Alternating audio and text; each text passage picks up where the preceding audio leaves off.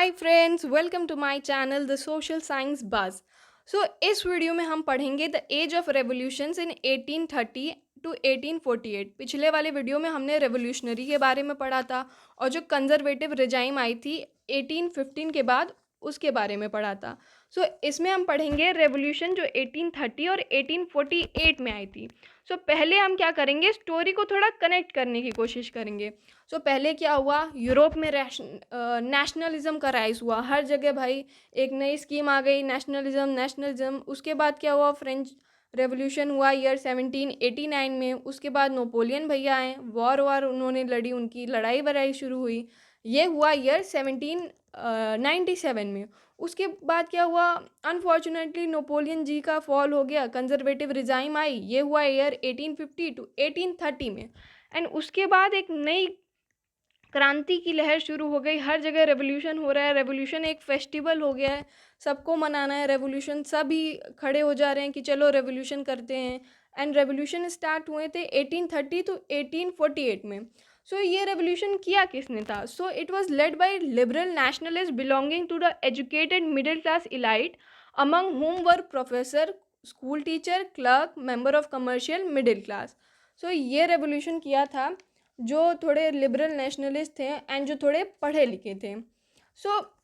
Revolution का start कहाँ से होता है? जुलाई में जो हुआ था रेवोल्यूशन फ्रांस में। एंड यहाँ से हमें अपने हिस्ट्री का जो सबसे फेमस डायलॉग है, अगेन जो सबसे ज़्यादा हमारे चैप्टर में बोलते रहते हैं, ड्यूक मेटरनिच, उन्होंने दिया। तो उन्होंने क्या डायलॉग दिया, when France sneezes the rest of the Europe catches cold.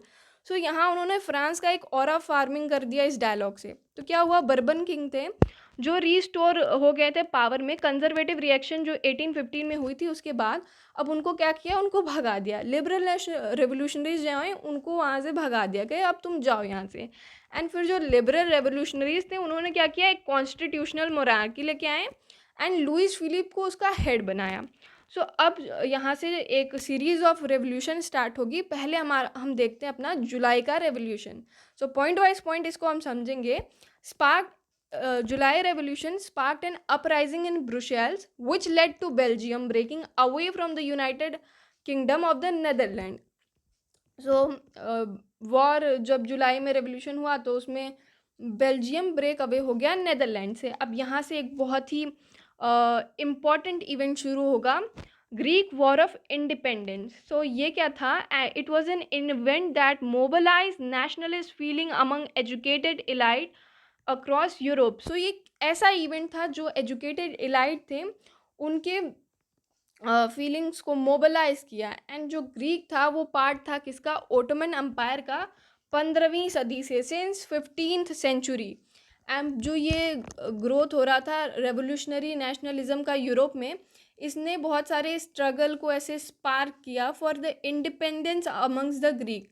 And ये सब तामझाम कब शुरू होता है? ईयर 1821 में। जो नेशनलिस्ट थे ग्रीक में उनको सपोर्ट मिला, जो ग्रीक रह रहे थे एग्जाइल में बाहर, क्योंकि उन लोगों को भी अपने देश के लिए फीलिंग तो थी, अपने देश के लिए अभी तक देशभक्ति तो थी। तो वो लोग भी सपोर्ट कर रहे थे उनको रेवोल्यूशन करने के लिए कि भाई तुम रेवोल्यूशन करो, हम तुम्हारे साथ हैं। एंड बहुत सारे जो वेस्ट यूरोपियन थे उन्होंने भी काफ़ी सपोर्ट किया। एंड फिर बहुत प्रोमिनेंट यहाँ पे लोग थे, जो पोएट्स थे, जो आर्टिस्ट थे, उन्होंने क्या बोला, उन्होंने कहा कि उन्होंने ग्रीस को as a cradle of European civilization बताया। क्रेडल का मतलब होता है पालना। एंड उन्होंने कहा कि इसने मोबिलाइज किया पब्लिक ओपिनियन को टू सपोर्ट इस struggle against a Muslim empire. And इसके बाद क्या होता है, जो ग्रीक में इतना सारा रेवोल्यूशन वगैरह चल रहा होता है तो एक होता है ट्रिटी। कौन सा treaty? Treaty of Constantinople year 1832 में, जिसने फाइनली हमारे ग्रीस को एक इंडिपेंडेंट नेशन का टाइटल दे दिया था। इस स्टोरी में हमारे एक थोड़े प्रोमिनेंट फेस थे जिनका नाम था लॉर्ड बायरन। तो वो एक इंग्लिश पोएट थे, बहुत अच्छे थे। वो क्या, उन्होंने काफ़ी फंड्स वगैरह रेस किए वॉर के लिए। एंड वो बाद में वॉर लड़ने भी जाते हैं, बट अनफॉर्चुनेटली उनके साथ क्या होता है कि ईयर 1824 में उनको बहुत फीवर हो जाता है एंड अनफॉर्चुनेटली उनकी वहाँ डेथ हो जाती है। ये था हमारा एज ऑफ रेवोल्यूशन। अब इसके अगले पार्ट में हम पढ़ेंगे romantic imagination and national feeling. मिलते हैं अगले वीडियो में। Thanks for watching.